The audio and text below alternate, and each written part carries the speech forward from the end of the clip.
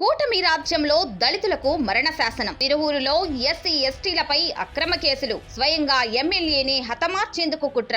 MLA Kolikapudi సాక్షిగా బట్టబయలైన బాబు అసలు రంగు. ఆంధ్రప్రదేశ్ రాష్ట్రంలో కూటమి ప్రభుత్వం అధికారంలోకి వచ్చిన తక్కువ కాలంలోనే దళితులు గిరిజనులపై దాడులు పరాకాష్ఠకు చేరుకున్నాయని ముందు నుంచి చెబుతుంది బీసీవై పార్టీ. స్వయాన అధికార పార్టీకి చెందిన ఎస్సీ సామాజిక వర్గ ఎమ్మెల్యే కొలికపూడి శ్రీనివాసరావే నన్ను భూమి మీద లేకుండా చేస్తారేమో అని ప్రాణ భయంతో వాపోవడం రాష్ట్రంలో నెలకొన్న అరాచక పాలనకు పరాకాష్ట.